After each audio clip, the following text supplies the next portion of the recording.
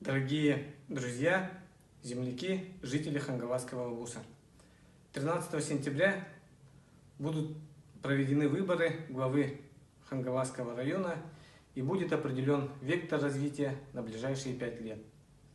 Я, Алексеев Петр Вячеславович, генеральный директор Республиканской инвестиционной компании, хотел бы поделиться своими мыслями по данному поводу.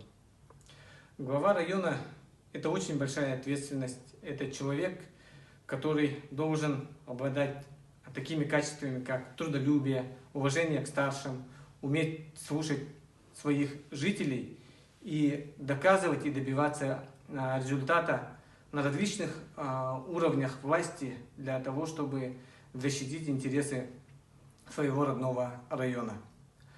Так, например, предыдущая администрация во главе с Гаврилом Юрьевичем Алексеевым решили такие вопросы, которые не решались десятилетиями.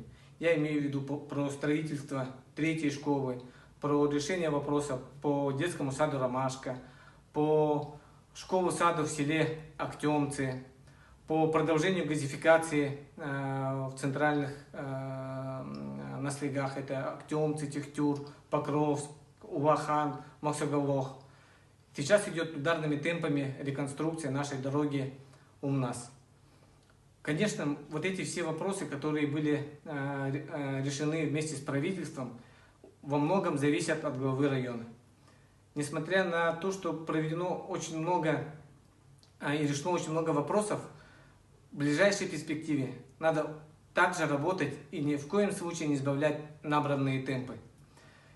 Я ознакомился со всеми кандидатами, которые выдвинули свои кандидатуры на должность главы Хангаласского района, и вижу, что они все достойные люди. Но вместе с тем, для того, чтобы мы не теряли своих лидерских позиций в центральном регионе нашей республики, мы должны выбрать того главу, который сможет на уровне разговаривать, на уровне правительства, с министрами, с председателем правительства, с зампредами и пробивать те вопросы, которые вы, жители Хангаласского района, будете ставить перед главой района. Таким человеком я вижу Иринеева Олега Валерьевича. Я с ним знаком с тех пор, как он стал главой второго Мальджигарского наслега. Вместе с ним отрабатывали по вопросам благоустройства наслега, по вопросу того, чтобы пробить тот же детский сад, отремонтировать дорогу.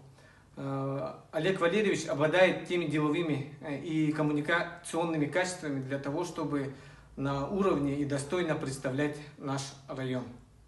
Я думаю, что 13 сентября мои земляки сделают правильный выбор.